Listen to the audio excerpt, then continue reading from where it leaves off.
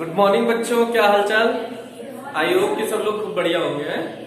तो चलो अब हम लोग आगे कंटिन्यू कर रहे हैं। जड़ गुरुत्वाकर्षण नहीं, बहुत सारे कौन सा पढ़ रहे थे? गति के नियम। क्या पढ़ रहे हैं? गति के नियम।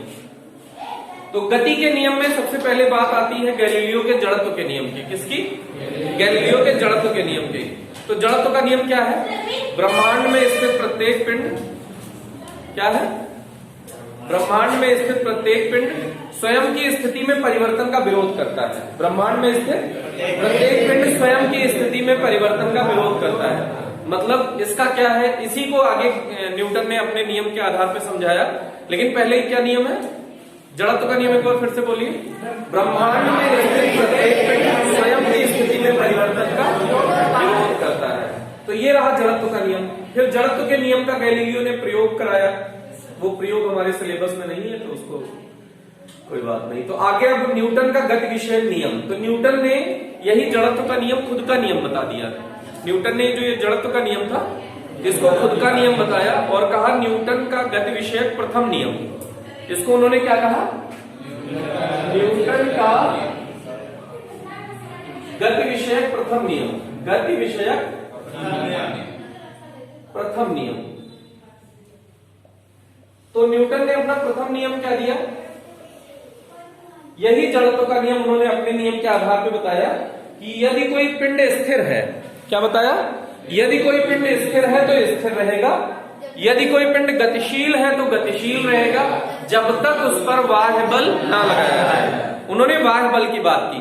अच्छा, ये बाह्य बल कई बार हम लोग सोचते हैं कि ये कौन सा बल है। तो इसको ऐसे समझिए कि जैसे आप मुझे 10 न्यूटन से आगे से धकेल रहे हैं और पीछे से कोई 10 न्यूटन धकेल रहा है, तो मेरे ऊपर कोई बल नहीं लग रहा है। अरे मेरे ऊपर लग रहा है 20 न्यूटन। मेरे ऊपर कितना बल लग रहा है? 20 न्यूटन। लेकिन रियलिटी में मेरे ऊपर कोई बल नहीं लग रहा है। जैसे हमारे ऊपर 10 न्यूटन आगे से, 10 न्यूटन पीछे से। तो नेट बल की बात होती है हमेशा। किसकी बात होती है? नेट बल की। तो बल कैसी राशि है? सदिश की अदिश? सदिश राशि है। बल कैसी राशि है? सदिश। तो इसमें दिशा लेनी पड़ेगी कि नहीं लेनी पड़ेगी? लेनी पड़ेगी। तो आगे से दबाए तो अगर इस दिशा को तुमने धनात्मक माना तो +10, और पीछे से ढकेले तो अगर इस दिशा को प्लस मान रहे हो तो इसको माइनस मानना पड़ेगा, या इसको प्लस मान रहे हो तो इसको माइनस मानना पड़ेगा। तो -10। तो टोटल कितना न्यूटन हो गया? ये नेट फोर्स है। ये कौन सा फोर्स है? Net force. तो न्यूटन ने हमेशा नेट फोर्स की बात की है। किसकी बात की है? नेट फोर्स की। तो ब्रह्मांड में स्थित प्रत्येक पिंड स्वयं की स्थिति में परिवर्तन का विरोध करता है। इसका तात्पर्य क्या है? न्यूटन ने इसको कैसे कहा? गति का प्रथम नियम कि यदि कोई पिंड स्थिर है तो स्थिर रहेगा, यदि कोई पिंड गतिशील है तो गतिशील रहेगा। कब तक? जब तक उस पर बाह्य बल ना लगाया जाए। ये गति संबंधी नियम वो स्थिरता संबंधी जड़त्व का नियम कहलाया। ये न्यूटन का कौन सा नियम कहलाया? स्थिरता संबंधी जड़त्व का नियम को मिला के ये न्यूटन का प्रथम नियम कह लो या फिर जड़त्व का नियम कह लो। कौन सा नियम कह लो? इस गति का प्रथम नियम या जड़त्व का नियम? प्रथम नियम या जड़त्व का नियम। तो इसके बाद इसी जड़त्व के नियम को हम लोग आगे समझने की कोशिश कर रहे हैं। तो इसको आगे समझते हैं भैया। तो गति के इसके जड़त्व संबंधी न्यूटन ने 3 नियम दिए। जड़त्व संबंधी न्यूटन ने कितने नियम दिए? 3 नियम दिए। पहला है स्थिरता संबंधी जड़त्व। कौन सा नियम? स्थिरता संबंधी जड़त्व।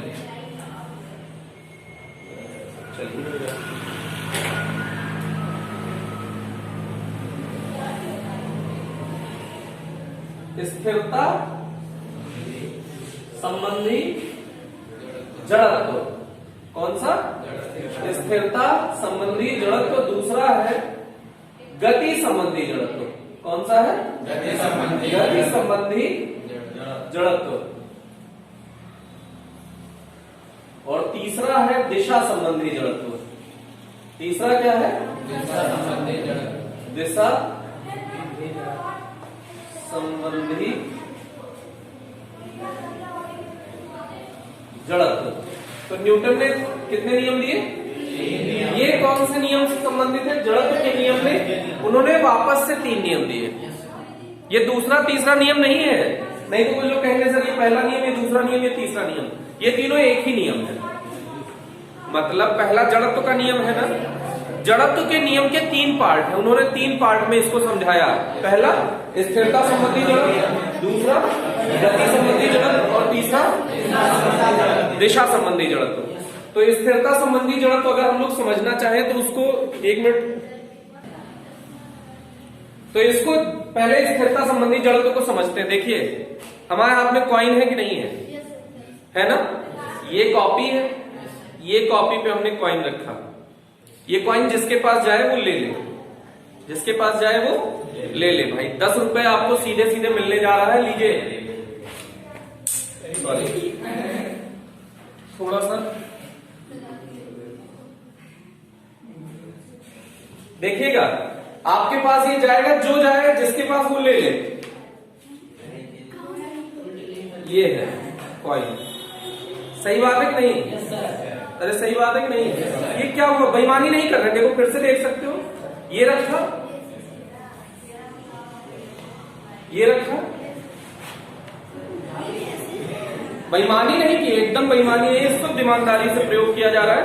ये देखिए कॉइन है, ये स्थिरता संबंधी जड़त्व का उदाहरण है। कौन सा उदाहरण है?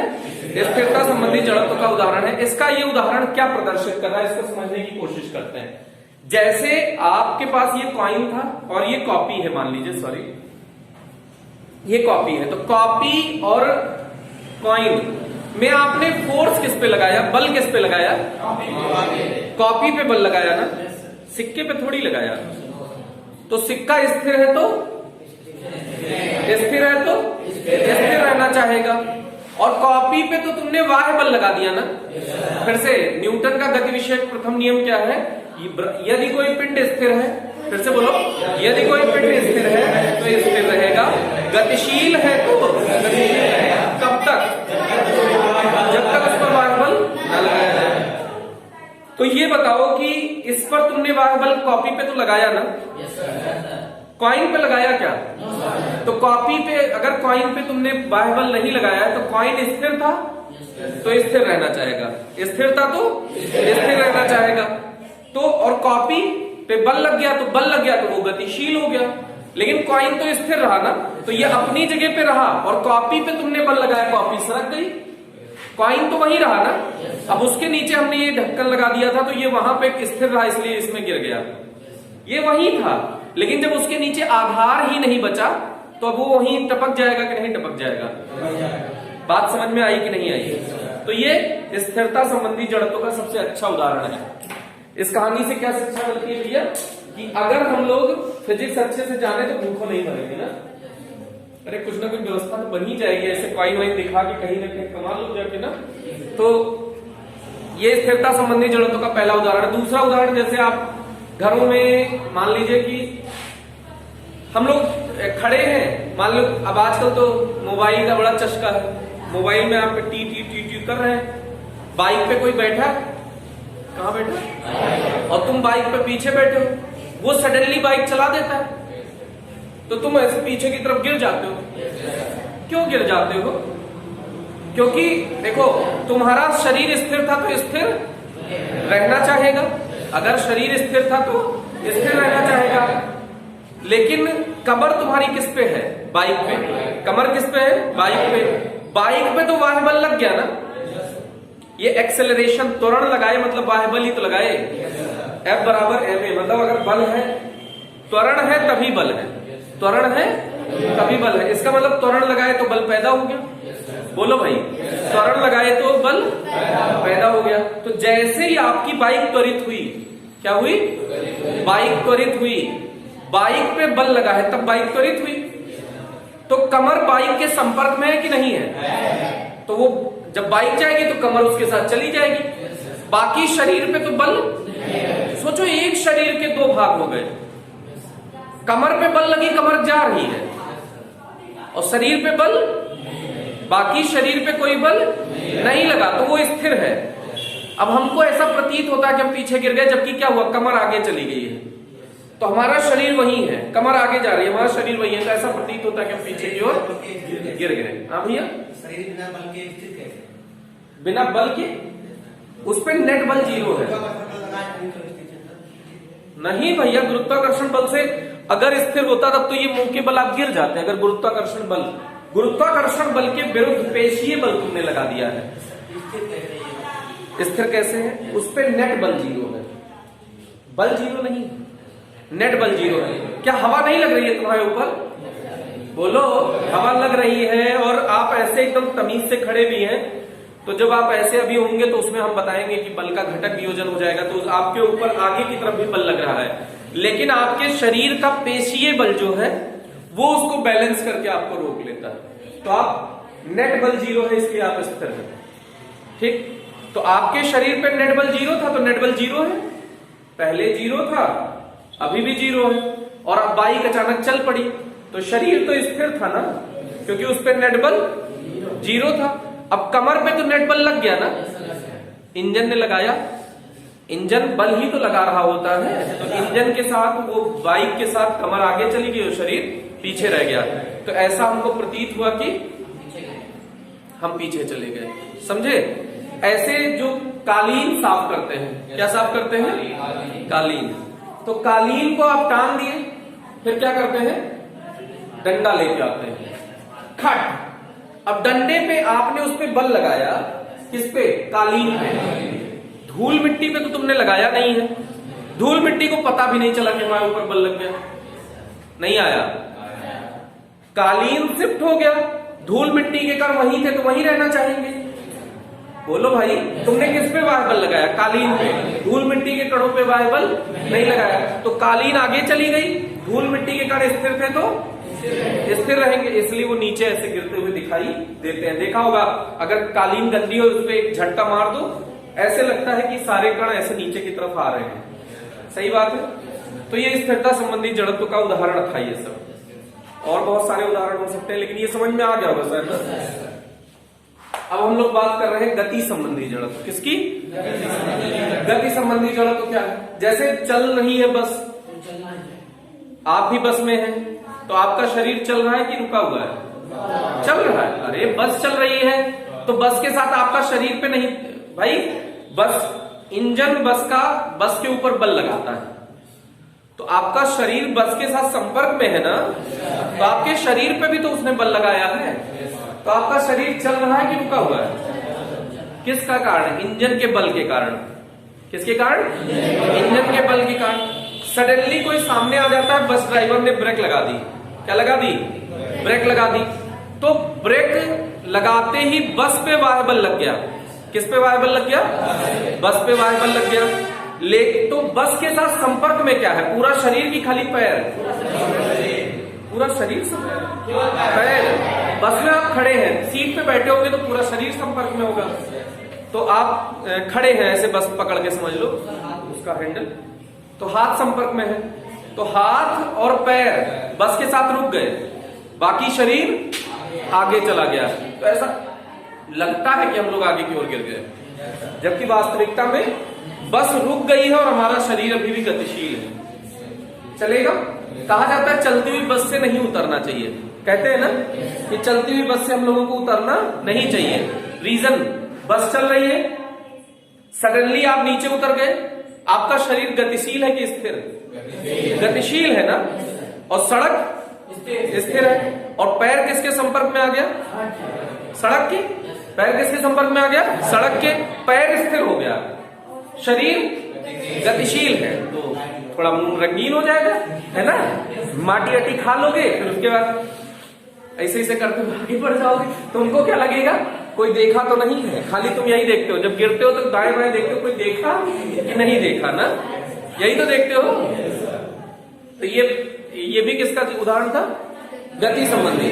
जैसे मान लो तुम हॉर्स राइडिंग कर रहे हो, घोड़ा चला रहे हो, टिक टिक टिक टिक टिक टिक लेके जा रहे थे, सडनली एक नाला आ गया। क्या आ गया? नाला। घोड़ा तो हिन हिन हिन करके रुक जाएगा, और तुम गतिशील थे तो गतिशील ही रहोगे, तो तुम कूद के चेक करोगे नाला कैसा है ना। तो इसको कहते हैं छोटी गंगा में स्नान हो गया। सही बात है कि नहीं? तो आप गतिशील है तो गतिशील ही रहना चाहेंगे। ये गति संबंधी उदाहरण था। स्थिरता संबंधी उदाहरण हो गया, गति संबंधी उदाहरण हो गया। अब बात आती है दिशा संबंधी उदाहरण। जैसे तुम बस में बैठे होगे तो बस वाला हमेशा बोलता है, ड्राइवर आपसे, वो कार में आप जान लो बुकिंग कराए हो तो हर कार हुए नहीं, जैसे आपकी कार है नहीं, वो आपने बुक कराया है कार, तो आपको क्या है कि उतना कार का तो आइडिया है नहीं। धीरे से सोचो, आपने सोचा कि महंगी कार है, धीरे से गेट बंद करो, हल्का से गेट बंद किए तो ड्राइवर क्या कहता है, गेट खुला रह गया, उसको बंद कर लीजिए। अच्छा, उसका क्या है, खुला रहे, बंद रहे, तो उसका एक नुकसान हो सकता है कि अचानक गेट खुल गया तो उसका नुकसान हो गया, कोई लड़ गया। लेकिन सडनली आपने गेट खुला छोड़ दिया, क्या मान लीजिए, मतलब गेट ऐसे चिपका हुआ है लेकिन प्रॉपर बंद नहीं है, बस ऐसे खाली आके चिपक गया है। कार से आप जा रहे हैं, भाई बढ़िया कार बुक कराए हो, महंगी कार, का बने हो, दूल्हा बने हो तो महंगी कार बुक कराए हो। अब कार से जा रहे थे, अब महंगी कार है तो उसमें स्यू घूमेगी, कोई दिक्कत नहीं है। सडनली चौराहा है, उसको मुड़ना था तो वो मोड़ लिया, तो जब आप तो सीधे जा रहे थे ना, तो सीधे जाते रहेंगे।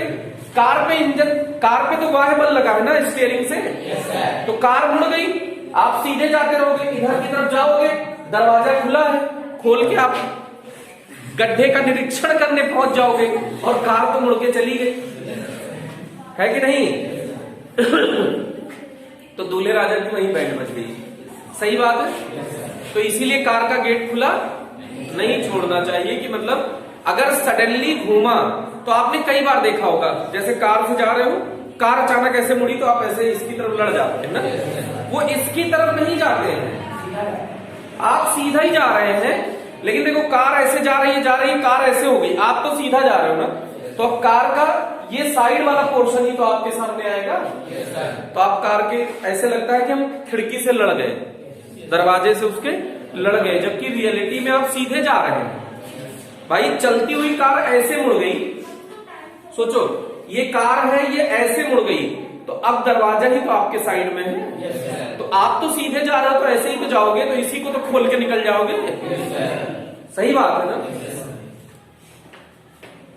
साइकिल तो चलाए ही होगे, साइकिल में पीछे मड गार्ड लगा रहता है, हम लोग मेड गार्ड कहते हैं, जबकि क्या लगा रहता है, मड गार्ड। मड माने मिट्टी का गार्ड, गार्ड माने जो रोकने वाला, तो मड गार्ड माने मिट्टी को रोकने वाला, मड गार्ड माने मिट्टी को रोकने वाला। आप साइकिल से जा रहे थे, बारिश का दिन था, आप स्टाइल में राहुल भैया की कार के जैसे, वो साइकिल के जैसे मड गार्ड हटवा दिए, सोचे कि स्टाइलिश दिखेगी साइकिल ना, तो उनका मड गार्ड है नहीं, बारिश के दिन में जा रहे हैं तो पीछे से, और ये बढ़िया नए कपड़े पहने किसी शादी वादी में जा रहे हैं, व्हाइट शर्ट एकदम, पीछे से रंगीन हो गए, बारात में पहुंचे, वो शादी में पहुंचे, जो देखो वही देख के हंस रहा है, तो ये सोच रहे हैं कि महंगी साइकिल से आए इसलिए लोग हंस रहे हैं, जबकि रियलिटी क्या था, पीछा रंगीन हो चुका था।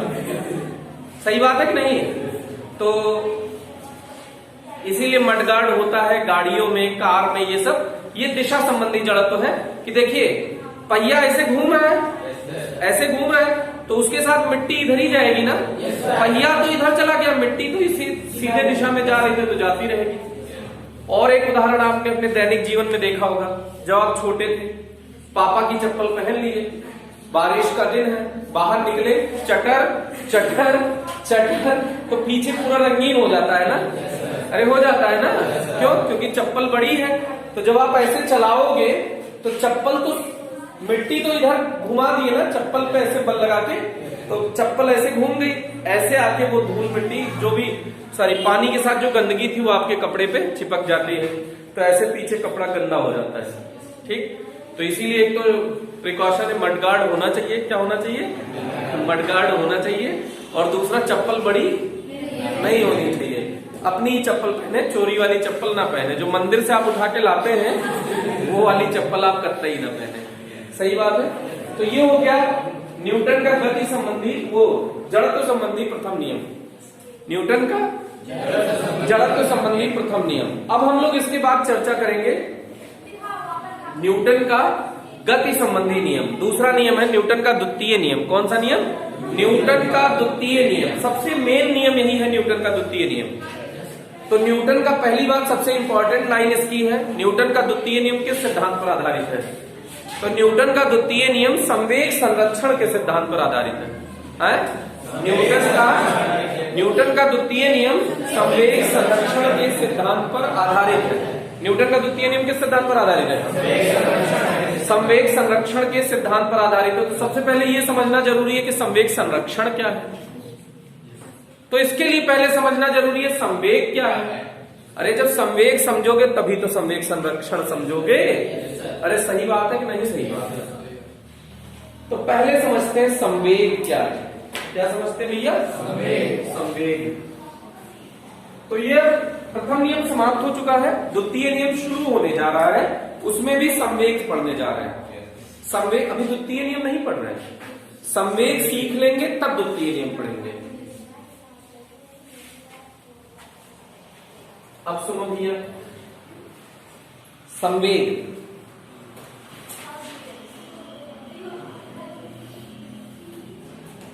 को P से प्रदर्शित करते हैं। संवेग को किससे प्रदर्शित करते हैं? P से प्रदर्शित करते हैं। तो संवेग बराबर द्रव्यमान गुणा वेग। P का कोई मतलब नहीं है, मोमेंटम होता है एक्चुअल में। संवेग की इंग्लिश क्या होता है? संवेग की इंग्लिश मोमेंटम। कौन सा टम? मोमेंटम होता है संवेग को इंग्लिश में मोमेंटम कहते हैं। लेकिन तो अब ये सोचिए कि मोमेंटम का m नहीं लिया जा रहा है, क्योंकि यहां भी m है, मास, द्रव्यमान तथा वेग। तो तुम इंटेलिजेंट तो है ये हो, अगर मोमेंटम को हमने m से प्रदर्शित कर दिया तो mv, m से m कट गया, v बराबर g1 आ गया। तुम्हारा तो ये गणित है ना, स्ट्रॉन्ग गणित। तो इसलिए इसको किसी दूसरे अक्षर से प्रदर्शित करना था, तो हमने P से प्रदर्शित कर दिया, चल जाएगा। तो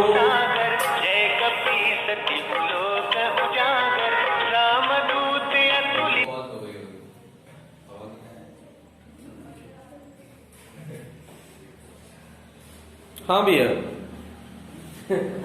तो संवेग बराबर द्रव्यमान गुणा वेग। संवेग बराबर द्रव्यमान गुणा वेग। तो द्रव्यमान तथा वेग के गुणनफल को संवेग कहते हैं। हाँ भैया, तो फ्लाइट मोड लगाना भूल गए थे, तो कोई ना कोई तो याद करता ही रहता है। तो मोमेंटम, मास इनटू वेलोसिटी, द्रव्यमान तथा वेग के गुणनफल को संवेग कहते हैं। द्रव्यमान तथा वेग के गुणनफल को संवेग कहते हैं। तो ये संवेग की फीलिंग लेते हैं कि एक्चुअल में संवेग क्या है। तो इसके लिए पहले हमने ये कहा था, आपसे याद हो कि पहले हमारे smart channel Durgesh Singh physics पे जाइए। कहाँ जाइए? दुर्गेश सिंह फिजिक्स पे जाइए। उसमें आपसे हमने कहा था प्लेलिस्ट ओपन करिए। प्लेलिस्ट में मैथमेटिकल फिजिक्स पढ़ाया है। क्या पढ़ाया है? Mathematical physics. उसमें लेक्चर नंबर 2 और लेक्चर नंबर 3 पहले देखिए। ग्राफिकल रिप्रेजेंटेशन था, वो हमने कहा था। क्या आपने देखा किसी ने? किसने कंप्लीट कर रखा है उसको? आपने कंप्लीट कर रखा है। ग्राफ बनाना आ गया बेटा? ग्राफ बनाना नहीं आया ना, यही दिक्कत है।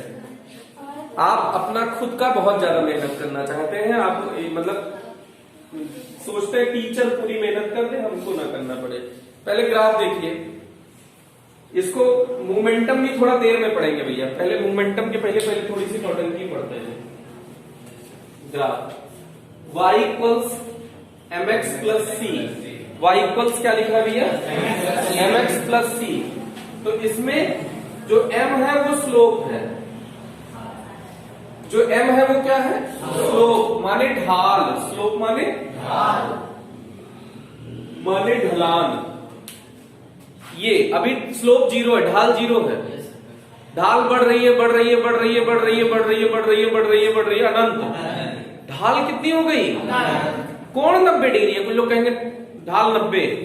ढाल 90 नहीं है, ढाल अनंत है, कोण 90 डिग्री है। धीरे धीरे धीरे धीरे ढाल घट रहा है, घट रहा है, घट रहा है, घट रहा है, घट रहा है, 0 हो गया। ढाल 0, बढ़ता बढ़ता बढ़ता बढ़ता बढ़ता घटता घटता घटता घटता 0। समझ में आया कि नहीं आया? तो ये m यहाँ पे स्लोप या ढाल है। ढाल को हमेशा हम लोग tan थीटा से प्रदर्शित करते हैं। ढाल को किससे प्रदर्शित करते हैं? tan थीटा से प्रदर्शित करते हैं। C क्या है? y अक्ष पर कटान। C क्या है? y अक्ष पर कटान, y इंटरसेप्ट। C क्या है? y intercept. y इंग्लिश में बोलते हैं इंटरसेप्ट। ठीक, अब इसको समझने की कोशिश करते हैं। अगर इसका ग्राफ बनाना हो तो इसका ग्राफ, इसके शकल का एक हम एग्जांपल लेते हैं। इसके शकल का एग्जांपल देखिए, y बराबर 2x प्लस 1, ऐसा क्या लेते हैं एग्जांपल? y बराबर 2x प्लस 1। अब इसमें आप ये बताओ 2 क्या है? 2 क्या है? ढाल। 2 धनात्मक है कि ऋणात्मक? 2 के आगे प्लस है कि माइनस? प्लस है। तो अगर 2 के आगे प्लस है तो ढाल धनात्मक होगी। ढाल कब तक धनात्मक होती है? देखो 0 से 90 में ढाल धनात्मक, फिर से 0 से 90 में ढाल धनात्मक और 90 से 180 में ढाल ऋणात्मक। 0 से 90 में, हाँ एग्जैक्ट 90 पे अनंत होगा, उसके पहले ढाल धनात्मक है, फिर ढाल ऋणात्मक है। ठीक, एग्जैक्ट 0 इस पे, जब ये ऐसे y अक्ष हो जाएगा तो उस पे ढाल अनंत। तो ये धनात्मक है कि नहीं? इसका मतलब है कि लाइन जो बनेगी वो इससे इसके बीच में कहीं होगी। ये चाहे ऐसी होगी, चाहे ऐसी, चाहे ऐसे, चाहे ऐसे। इतना कंफर्म हो गया बेटा बोर्ड पे। C मतलब y अक्ष पे जो कटान है वो कितना है? 1। y अक्ष पे जो कटान है वो क्या है? 1। अच्छा, ये सरल रेखा का ग्राफ है। इसका स्ट्रेट लाइन को कैसे पता हमको स्ट्रेट लाइन का है? सरल रेखा का ग्राफ पता कैसे चला कि ये है? तो ये इससे पता चला कि जो इसमें चर है, चर कौन? जो चरे, चरे का मतलब जिसका मान लगातार बदले। जैसे y का मान लगातार बदलेगा कि नहीं बदलेगा? कि नियत रहेगा? बदलेगा। x का मान लगातार बदलेगा कि नहीं? तो इसमें, और 2 आज भी 2 है और 100 साल पहले भी 2 था। 1 भी 2 है, 1 भी 1 ही है, आज भी 1 है और 100 साल पहले भी 1 था। तो y बदल रहा है, x बदल रहा है, तो जो इसमें चर है, वेरिएबल है, उसकी घात कितनी है? 1। तो अगर चर की घात 1 आएगा तो सरल रेखा का ग्राफ आएगा। चर की घात 1 तो सरल रेखा का ग्राफ। चर की घात 2 तो पैराबोला आपने बनाया था ना, मतलब पैराबोला हो सकता है, वृत्त हो सकता है, मतलब उसमें एक लचक आएगा।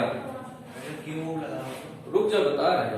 अगर घात 1 है तो सीधा लाइन, अगर चर की घात 2 है, जैसे x स्क्वायर है या फिर y स्क्वायर है, तो ऐसा बनेगा, एक लचक आएगा, चाहे ऐसा चाहे ऐसा, कोई सा एक बनेगा, कुछ बन सकता है, मतलब एक लचक इसमें भी है। ठीक, तो एक लचक आएगा। अगर चर की घात 3 है तो 2 लचक आएगा। ग्राफ में कितना लचक आएगा? 2 लचक। चर की घात 4 है तो ग्राफ में 3 लचक है। चर की घात 5 है तो ग्राफ में 4। तो इसका मतलब लचक का मतलब घात -1 लचक होता है। घात -1 लचक, लचक माने समझ रहे हो ना? उतनी बार झटके ले लिया तो उसको कहते हैं लचक। तो घात -1, जैसे घात में 1 है तो -1 0, तो लचक 0 माने सीधी लाइन। घात में 2 है तो 2 - 1, एक लचक। समझ में आया ऐसे? तो ये पहली बात तो सीधी लाइन का ग्राफ बनेगा। किसका ग्राफ बनेगा? सीधी लाइन का। तो इसको देखते ही जान लिया करिए, जब घात में 1 हो तो ये स्ट्रेट लाइन का ग्राफ बनेगा।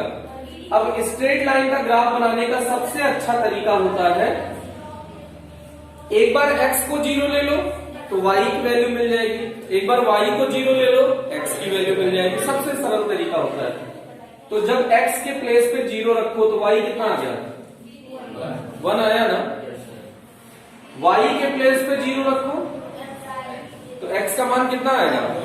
अरे पगलाओ नहीं, 2x + 1 बराबर 0, तो 2x बराबर -1, तो x बराबर -1/2। सही बात है ना? तो इसका मान हो गया -1/2। अब इससे ग्राफ बनाया जाए। ये y है और ये x है। तो निर्देशांक कितना हो गया 0,1।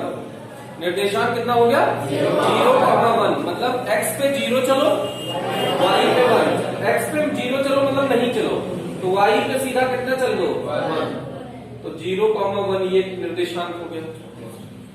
फिर x पे कितना चलो -1/2 तो यहां कहीं कॉमा y पे कितना चलो 0 तो यही बिंदु मिल गया।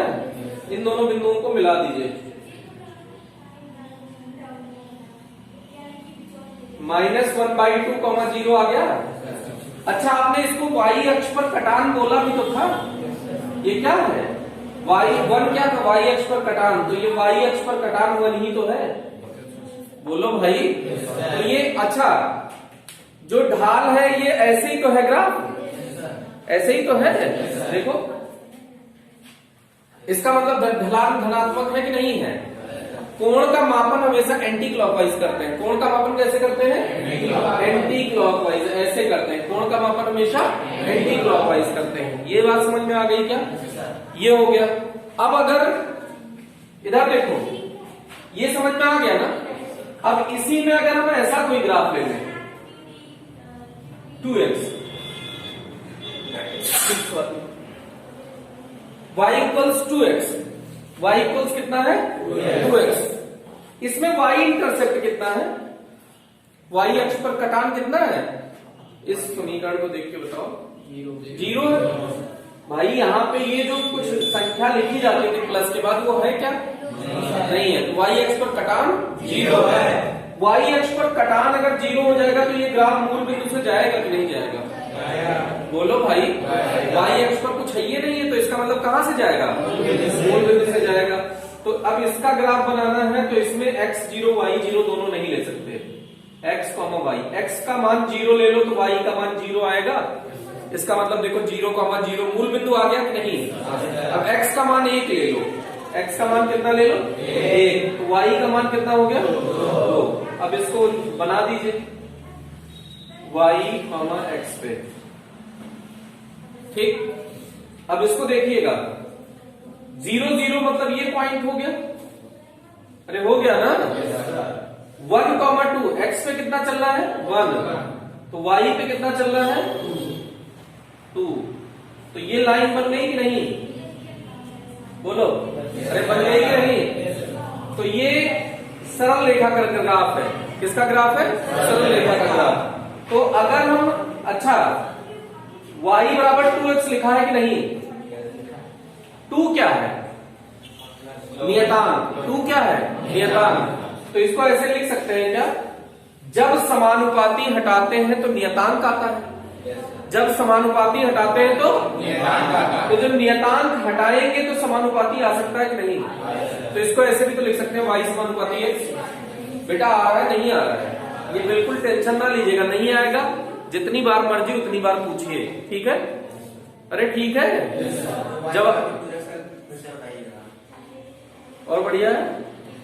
x की वैल्यू 0 रखो, y 0 मिल गया कि नहीं, नहीं होगा। x की जगह 0 रखो गधा, x की जगह 0 रखो तो ये क्या हो गया y इक्वल्स 2 इंटू 0। तो ये 0 है कि 2 है, 0 हुआ ना। तो y 0 आया कि नहीं आया गधा। अब x की वैल्यू 1 रखो तो y कितनी आ गई 2 इंटू 1 कितना हुआ 2, 2 इंटू 1 1 है। बहुत खतरनाक पढ़ रहे हो बेटा, 2 इंटू 1 2। तो y समानुपाती x का ग्राफ ये है भाई। तो y समानुपाती x का ग्राफ ऐसे जाएगा, इसका मतलब देखो y यहां रखे x यहां। अगर हम तुमको डायरेक्ट ऐसे क्वेश्चन दे दे कि y समानुपाती x का ग्राफ बनाओ तो कैसा बना दोगे, सीधी लाइन बना दोगे ना, पक्की बात ना। अगर हमने ऐसे कह दिया m समानुपाती n का ग्राफ आपको बनाना है, हेलो किसका ग्राफ बनाना है, m समानुपाती n का ग्राफ। तो इस पे अगर m रखे, इस पे n, तो m किस पे रखे हो y पे। तो यहां m के प्लेस पे मन में सोचो y, n किस अक्ष पे रखे हो x। तो y समानुपाती x का ग्राफ बनाना है, इसका मतलब सीधी लाइन बनाना है। अरे बात समझ में आई कि नहीं आई? तो ये स्ट्रेट लाइन का ग्राफ है। ये जब वीडियो आप देखेंगे तो उसमें आपको अच्छा लगेगा। मैथमेटिकल फिजिक्स खोलिएगा, उसमें लेक्चर नंबर 2 और 3 देख लीजिएगा गलती से, अगर समय मिले तो। हम जानते हैं आपके पास समय की कमी है।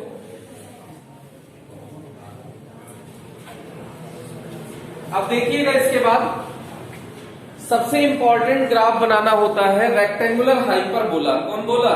रेक्टेंगुलर हाइपरबोला, समकोणीय अतिपरवलय। उसका सूत्र होता है एक्स वाई बराबर नियतांक। एक्स वाई बराबर नियतांक, एक्स वाई बराबर नियतांक। तो इसको ऐसे लिख सकते हैं, देखो y बराबर नियतांक अपॉन x, ऐसे लिख सकते हैं क्या? y बराबर नियतांक अपॉन x। तो इसको ऐसे लिख सकते हैं क्या? नियतांक हटाओगे तो समानुपाती आएगा कि नहीं आएगा? तो यहाँ प्रोपोर्शनल x हो गया कि नहीं? y प्रोपोर्शनल 1 अपॉन x या y inversely proportional x। y व्युत्क्रमानुपाती है x के लिए, x व्युत्क्रमानुपाती है। अच्छा, इसका ग्राफ बनाने के लिए एक बार x0 ले लो तो y मिल जाएगा, एक बार y0 ले लो तो x मिल जाएगा। मतलब इसको ऐसे लिखा है तो ऐसे भी तो लिख सकते थे, x को उधर ही रहने दो, नियतांक बटे y ले आते, ऐसे भी तो कर सकते थे। बोलो भाई। तो इसको ऐसे भी तो लिख सकते थे, x व्युत्क्रमानुपाती y। चाहे ऐसे लिखो चाहे ऐसे लिखो, कोई फर्क नहीं पड़ता। ये बात समझ में आई? तो अब x और y में ग्राफ बनाना है।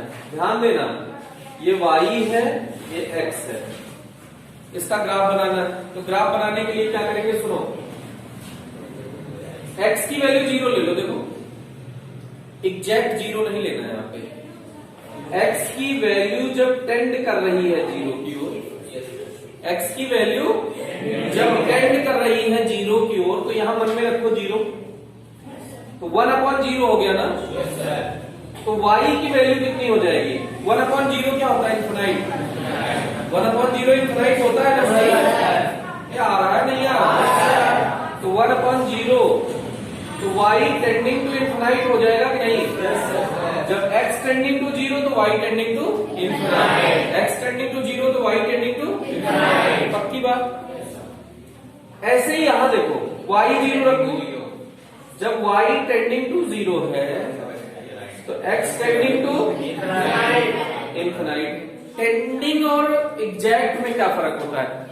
कभी भी अनंत तुमको मिलेगा क्या? नहीं मिलेगा। जैसे तुम कहे, हम कहे कि अनंत चले जाओ, तो तुम 1000 करोड़ किलोमीटर चले गए। कितना? 1000 करोड़ किलोमीटर चले गए। कहे कि हाँ सर पहुंच गए हैं अनंत पे, तो हमने कहा वहां तक तो तुम जा ही सकते थे बेटा, वो तो 1000 करोड़ किलोमीटर है, अनंत और दूर है, चलते जाओ। तो तुम जिंदगी भर चलते चले जाओगे, जब तुम्हारा शहीद दिवस मना लिया जाएगा तब भी आप अनंत तक नहीं पहुंचेंगे। तो आप कभी भी अनंत पे नहीं पहुंच सकते। आप कभी अनंत पे नहीं पहुंच सकते। इसका मतलब क्या है कि एक विचार है, हमारा हाथ भी अनंत हो सकता है, हमारा हाथ भी अनंत हो सकता है। कब? जब जो ये मान लो ये नोक है ना, ये इतना पास हो, इतना पास हो, इतना पास हो कि तुमको दिखे ही नहीं, इतना पास, तो उस डिस्टेंस के रिस्पेक्ट में ये हमारा हाथ कैसा है? अनंत। जितना बड़ा हाथ है ना, हाथ के रिस्पेक्ट में वो बिंदी से जो हाथ की दूरी है, उस दूरी के सापेक्ष हमारे हाथ का साइज बहुत बड़ा है, तो हमारा साइज अनंत हो गया हाथ का। तो कुछ भी अनंत हो सकता है। जैसे चींटी के रिस्पेक्ट में हम कैसे हैं? अनंत हाइट के हैं। भाई चींटी ऐसे देखती होगी तो सोचती होगी पहाड़ के बगल में खड़े हैं ना। अरे सही बात है ना। तो उसका हाइट हमारे रिस्पेक्ट में अनंत है। तो तुम उसी परिवार से बिलोंग करते हो क्या? हाइट नाप रहे हो, चींटी को बता रहे हैं। उसको कैसे बताओगे? कितने फुट कितने इंच ऐसे बताओगे? अच्छा, अब उसके पास मीटर नहीं है तो अभी अनंत मानती है बोला। हाँ भाई, इतने में कोई दिक्कत हो तो बोलो, नहीं है ना? इसको समझ लो, ये बहुत इंपॉर्टेंट बात करने जा रहे हैं। तो अगर कभी किसी चीज को अनंत पे बनाना हो, अच्छा, दो समांतर रेखाएं कहां मिलती हैं? ये रेखाएं कहां मिलेंगी? अनंत पे मिलेंगी। जब हम नहीं बता पा रहे हैं ना, हमारे सामने तो मिलेंगी नहीं। अरे दो लोग ऐसे बराबर दूरी पर चले तो जिंदगी में कभी नहीं मिलेंगे हमारे हिसाब से। तो हम क्या बेवकूफ बना देते हैं, ये लोग कहां मिलेंगे? अनंत पे मिलेंगे। दो समांतर रेखाएं कहां मिलती हैं? अनंत पे। तो इसका फायदा क्या है? अगर हमको अनंत दिखाना हो तो रेखाएं समांतर बना दीजिए, अगर अनंत दिखाना हो तो रेखाएं समांतर बना दीजिए। भैया देख नहीं रहे हो? अक्षय, तो इधर देखो, अब इसको समझने के लिए एक निर्देशांक और लेते हैं। पहले इसको दोनों को निर्देशांक को बना दीजिए। x लगभग 0 है, x पे नहीं चलना है, तो y कितना है? y कितना है? अनंत है कि नहीं है? y कितना है? अनंत। तो y अनंत का मतलब ये रेखाएं समांतर बना दीजिए। देखिए इसके समांतर ही हो गई तो अनंत नहीं हो गई? बोलो भाई। x जब y 0 है, y अक्ष पे नहीं चलना है, तो x कितनी दूर है? अनंत। x कहां है? अनंत। तो ये समांतर बना दिया, चलेगा? अभी बीच में पता नहीं है, इससे जाके सीधे मिलाना है कि कैसे मिलाना है ना। एक बिंदु और ले लेते हैं हम लोग। तो x का मान 1 ले लो, x का मान 1 ले लो, तो y 1/1 1 ही हो जाएगा ना। तो जब x 1 तो y 1, x 1 तो y 1, x पे चले 1 तो y पे चले 1, कहीं यहां मिलेगा ना। अब इस ग्राफ से यहां से शुरू करना है, इसको मिलाते हुए यहां आना है।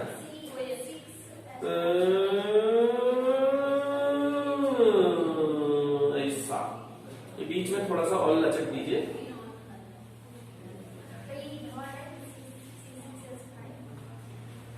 हमसे नहीं, हमसे ऐसे बनेगा ग्राफ, ठीक? मतलब जो मैथ जिनके पास होगी वो मैथ में ऐसे पढ़ेंगे, समकोणीय फॉर्मूला का ये,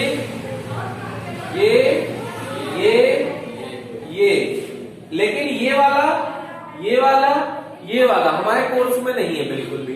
काहे? इसमें कैसे आएगा? जब y पॉजिटिव है, x निगेटिव है, तब ये ग्राफ बनेगा। x और y दोनों निगेटिव है तो ये वाला बनेगा। x पॉजिटिव है, y निगेटिव है, तो ये वाला ग्राफ बनेगा। हमारे लिए तीनों बेकार है, हमारे लिए यही काम का है। कुत्तई पे पूरी शुद्ध चल रहे हो दोनों लोग भी, है ना? मिली जुली कुत्तई चल रही है। तो ये ग्राफ हमारे काम का है। तो सुन लो भाई, हेलो, y और x में ग्राफ बनाना पड़ गया तो ऐसे खट से बना दीजिएगा। अब हम तुमसे कह रहे हैं m व्युत्क्रमानुपाती n का ग्राफ बनाना है, तो यहां m रख दिए, यहां n रख दिए। कैसे ग्राफ बनेगा? समकोणीय अतिपरवलय, रेक्टेंगुलर हाइपरबोला। कैसे पता चला? m किस पे रखे हो? y पे। तो यहां m की जगह y सोचा, समानुपाती लगाया, n किस पे रखे हो? x पे। तो y व्युत्क्रमानुपाती x टाइप का बन गया कि नहीं बन गया? इतनी बात अगर समझ में आ गई हो तो हम लोग आगे बढ़ते हैं। कितना हो गया होगा टाइम? होने वाला है कि बचा है टाइम?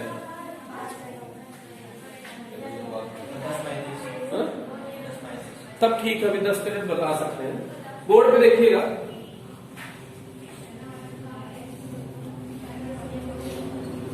बोर्ड पे देखने कष्ट करिएगा। अब हम लोग संवेग पढ़ने जा रहे हैं। ये दोनों ग्राफ, इस टाइप के ग्राफ अगर आपको अच्छे से समझ में आ गए होंगे तो संवेग आपको समझ में आ जाएगा। तो एक दिन की बात है भाई, फिजिक्स, केमिस्ट्री, मैथ तीनों लोग खड़े थे। तो फिजिक्स वाले ने कहा कि हम इंटेलिजेंट हैं, तो केमिस्ट्री वाले ने कहा हम इंटेलिजेंट हैं, तो मैथ वाले कहे हम इंटेलिजेंट हैं। तो सबसे पहले कूदे मैथ वाले कहे हम इंटेलिजेंट हैं, नहीं हम इंटेलिजेंट हैं। तो हमने कहा कि चलो तुम इंटेलिजेंट हो तो एक बात बताओ। तो कहे पूछो। तो हमने कहा अच्छा ये बताओ कि जैसे दो लोगों का वेग बराबर हो तो कोई फर्क पड़ता है? तो कहीं इसमें क्या है, जब दो x के बराबर हो गया तो कोई फर्क नहीं पड़ता, मैथ बताती है। तो हमने कहा नहीं फर्क पड़ता है ना, तो कहे नहीं पड़ता है फर्क। तो हम कहे ठीक है, अगर दो लोगों का वेग बराबर हो रहा है तो कोई फर्क नहीं पड़ेगा। वो मान गए इस बात पे। तो हमने एक ट्रक लिया, एक साइकिल लिया, दोनों समान वेग से चला दिया। ट्रक के सामने मैथ वाले खड़ा कर दिया, साइकिल के सामने हम खड़े हो गए। दोनों आके टकराए, साइकिल से हमको चोट लगी या अरे यार इतना तेज लड़ा दिए, हमने कहा मैथ वाले शहीद हो गए। ये बात केमिस्ट्री वाले को बहुत अखरी, बहुत बुरी लगी। ये कोई बात होती है, तुमने यार उनको बेईमानी कर दिया है, द्रव्यमान अलग अलग ले लिया। हमने कहा द्रव्यमान सेम ले ले तो तुमको कोई दिक्कत नहीं है ना। कहे हाँ द्रव्यमान सेम लो फिर करो, देखे जो करना हो। तो हमने कहा चलो द्रव्यमान सेम लेते हैं इस बार। क्या लेते हैं? द्रव्यमान सेम। हमने दो टुकड़े लिए इतने छोटे छोटे, एक को बंदूक में लोड कर दिया, उसको हम लोग बुलेट कहते हैं, और एक कंकड़ एक बच्चे को पकड़ा दिया। बच्चे से हमने कहा मुझे मारना जितना तेज मार पाना, और बुलेट वाला भी वो कहे कि हाँ द्रव्यमान बराबर है, कोई दिक्कत नहीं है। बगल में केमिस्ट्री वाले खड़े हैं, उधर से बुलेट चली, इधर से उसने कंकड़ मारा, अरे तेरी हमको बहुत तेज लगा। तो हमने कहा केमिस्ट्री वाले इस कहानी से क्या शिक्षा मिलती है आप समझ गए होंगे। तो ये क्या हो रहा था इसको समझने की कोशिश करें। अब इन लोगों को संवेग की क्या समझ, भाई इन लोगों को तो मैथ में पता है एक्स वाई अगर दो अलग अलग है, एक्स बड़ा है वाई से, ये वो इनको ये नहीं पता है कि एक्स और वाई अगर समान हो जाए तो भी बहुत कुछ फर्क डाल सकता है ना। तो वही देखते हैं पहला केस, स्थिति फर्स्ट पढ़ने जा रहे हैं। मैथ वाले काहे शहीद हुए? क्या लिया था समान? क्या लिया था समान? वेग समान लिया था। तो जब कण समान वेग से गतिशील हो, इसीलिए कहते हैं फिजिक्स पढ़ना जरूरी है, नहीं तो तुम भी किसी दिन शहीद हो जाओगे। ऐसे किसी से शर्त लगा लोगे, पूरी फिजिक्स समझ नहीं पाओगे और फ्यूज उड़ जाएगा। तो देखो क्या समान है, P बराबर समान माने नियत है, समान माने नियत है। तो P बराबर द्रव्यमान और वेग की जगह नियत लिख सकते हो। नियत है माने बदल नहीं रहा, तो नियत है। तो जब समानुपाती हटाते हैं नियतांक आता है। क्या कहा? जब समानुपाती हटाते हैं नियतांक आता है, नियतांक हटाते हैं समानुपाती आएगा। जब समानुपाती हटाएंगे नियतांक हटाएंगे, इसका मतलब P समानुपाती। सही बात है ना। तो जिसका द्रव्यमान इस स्थिति में, अगर दो पिंड के वेग समान है तो इस स्थिति में जिसका द्रव्यमान ज्यादा होगा उसका संवेग ज्यादा होगा। तो मैथ वाले किस चक्कर में गए? ट्रक का द्रव्यमान ज्यादा था तो उसके पास संवेग ज्यादा था। जैसे मैं एक मोटा और मेरे बगल में एक सुखंडी, दोनों दौड़ रहे हैं और दोनों लोग एक एक लोग से टकरा गए, जानते हो कौन प्रभाव डालेगा? हम प्रभाव डालेंगे। जिससे सुखंडी टकराया वो तो कहेगा गाली गलौज करेगा, और जिससे मैं टकराया हूं उसको लोग उठा रहे होंगे, चलो भाई ले चलो, वो बोलने लायक नहीं बचेगा ना। और जिससे वो टकराए हैं शिखंडी टाइप, वो दोनों लोग लड़ रहे होंगे, डट डट डट डट डट डट डट डट डट डट डट, जितना दोनों लोग जानते होंगे एक दूसरे को सौंप रहे होंगे ना। सही बात है कि नहीं? तो इसका अगर हम लोग ग्राफ, अगर दो कण थे, एक ट्रक था एक साइकिल, एक हम थे मैथ वाले, तो दोनों का द्रव्यमान पता था, हमारा और मैथ वाले का, या ट्रक और साइकिल का। और संवेग नहीं पता था, एक का संवेग पता होगा एक का नहीं होगा, तो निकालना होगा। तो इसका तरीका क्या होता है? P1 upon P2 equals M1 upon M2, ये होता है, ये न्यूमेरिकल के लिए यूज होता है। ठीक। अब P समानुपाती M, P और M के बीच में ग्राफ बनाना हो, बताओ ग्राफ कैसा बनेगा? समकोणीय परवलय बनेगा ना। दारू पी के आते हो ना स्कूल, कोचिंग आया करो तो दारू पी के ना आया करो। अरे ये P समानुपाती है तो y की जगह P की जगह y लिखो, मन में सोचो ये y है, ये x है, तो y समानुपाती x का ग्राफ अभी बताया हमने, शुद्ध गए हो। दूसरा केमिस्ट्री वाले की चर्चा कर लेते हैं। क्या नियम था केमिस्ट्री वाले केस में? क्या नियम था? जब m नियत हो। m नियत हो का मतलब सॉरी नियत इंटू v, तो p समानुपाती v हो गया ना। तो इसको P1 बटे P2, V1 बटे V2 लिख सकते हो कि नहीं? बोलो बेटा। अगर कहे P और B में ग्राफ बनाओ, कोई हमसे क्या कहता है? कैसा बनेगा? मूल बिंदु से जाने वाला सरल रेखा का समीकरण। एक इसमें बहुत इंपॉर्टेंट केस होता है तीसरा। अब दुइये जने रहे ना, तो दुइये जने के एक जने और होते तो उनको उड़ा सकत रहे। जब P नियत हो, क्या नियत हो? P नियत हो, संवेग ही नियत हो जाए, तो mv बराबर नियत हो जाएगा ना। बोलो भाई। तो v बराबर नियत बटे m हो जाएगा, तो v व्युत्क्रमानुपाती m हो जाएगा। अगर संवेग नियत हो तो जिसका द्रव्यमान ज्यादा होगा उसका वेग कम होगा, और जिसका वेग ज्यादा होगा उसका द्रव्यमान कम होगा। ये समझ में आया कि नहीं? इसको अगर हम इस रूप में लिखना चाहें तो देखो, दिल थाम के बैठिएगा। V1 upon V2 equals M2 upon M1 हो जाएगा। ये समझ में आया? नहीं आया, नहीं आया, नहीं आया। अरे ये 1 यहाँ है तो तिरछे में 1 होगा ना, और ये 2 यहाँ है तो तिरछे में 2 होगा। देखो ऐसे ऐसे तिरछा संबंध है। अरे समझ में आया कि नहीं आया? क्या गधे जब 2 लोग हैं तो इसमें नहीं पूछे बैल। देखो इसको समझो, पूछते पहले तो नहीं हो। अच्छा, प्रथम है कोई कण, वो m1 द्रव्यमान का है, P1 संवेग है, तो ये समानुपाती हटाओगे तो नियतांक आएगा ना कुछ के m1 आएगा ना। ऐसे द्वितीय पिंड है, जैसे साइकिल मुझसे टकराने आ रही थी, साइकिल का द्रव्यमान m1 है, उसका संवेग P1 है।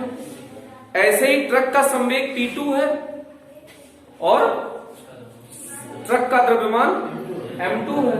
तो P2 अगर बराबर का निशान हटाओगे तो नियतांक ही तो आएगा। नियतांक तो दोनों में सेम होगा ना, तो K M2 आएगा कि नहीं आएगा? इन दोनों को भाग देंगे तो समानुपाती हटाए हो K उड़ जाएगा, तब ये आया P1 बटे P2 बराबर M1 बटे M2। ऐसे इसमें सोचो, अगर V1 है बराबर नियतांक की जगह K लिख सकते हो तो M1 है, और अगर V2 है तो K बटे M2 है कि नहीं है? बोलो। दोनों को भाग दे दो तो क्या हो जाएगा? V1 बटे V2 बराबर K बटे M1 बटे में K बटे M2। सबसे नीचे वाला सबसे ऊपर, बीच वाला बीच वाले से गुणा हो जाता है, तो क्या हो जाएगा? K M2 बटे K M1। ये क्या है? V1 बटे V2। तो K से K कैंसिल आउट हो गया, यही तो आ गया। ये हमने डायरेक्ट लिखना सिखा दिया है।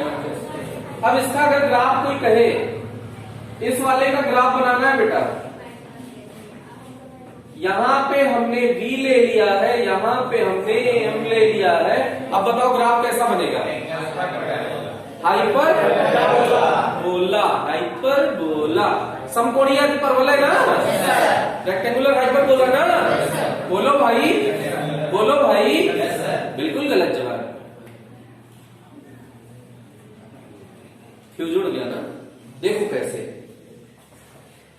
इसको y अक्ष पे किसको रखा हमने? तो v के जगह y लिख सकते हैं। x अक्ष पे किसको रखा है? m को रखा है कि 1 बटे m को?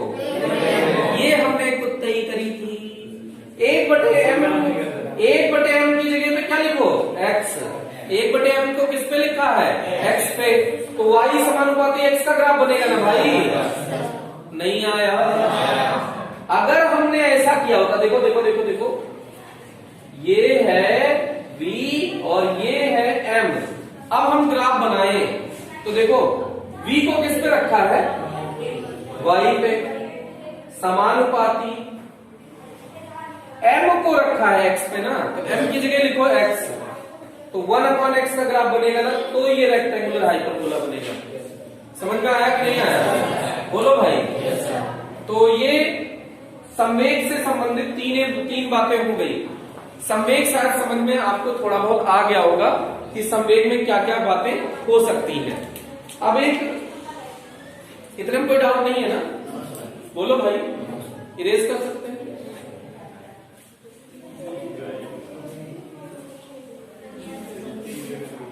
नोट्स डेली का डेली बनाते रहना भैया, नोट्स डेली का डेली बनाते रहिएगा, डेली चेक कराते रहिएगा। कोई ऐसा तो नहीं है जो नहीं बना सकता नोट्स? सब लोग बना सकते हैं। इधर देखिएगा, गतिज ऊर्जा का सूत्र, ये बहुत इंपॉर्टेंट है। गतिज ऊर्जा का सूत्र संवेग के रूप में, बोर्ड पे लिखने का कष्ट करिएगा। गतिज ऊर्जा का सूत्र क्या होता है? हाफ एमवी स्क्वायर, नहीं बेटा, MV square, half MV square. ठीक, अब इसमें हमने किससे गुणा कर दिया? एम से गुणा, तो एम से भाग कर दिया। कारण क्या है? एमवी की जगह पी लिख सकते हो ना, एमवी की जगह पी लिख सकते हो ना, तो एम स्क्वायर वी स्क्वायर की जगह पी स्क्वायर नहीं लिख दोगे, इसलिए हमने गुणा किया। तो इसको देखो, एम का एम से गुणा किया, एम स्क्वायर वी स्क्वायर बटे 2m आया कि नहीं आया? बोलो भाई। इसको ऐसे लिख सकते हो क्या? mv का whole square upon 2m, mv की जगह p लिख सकते हो, तो p स्क्वायर अपॉन 2m। गतिज ऊर्जा का सूत्र होता है p स्क्वायर अपॉन 2m। ये बात समझ में आई? गतिज ऊर्जा का सूत्र संवेग के रूप में, अगर कोई पूछे गतिज ऊर्जा का सूत्र संवेग के रूप में, तो गतिज ऊर्जा बराबर p स्क्वायर अपॉन 2m। गतिज ऊर्जा बराबर p स्क्वायर अपॉन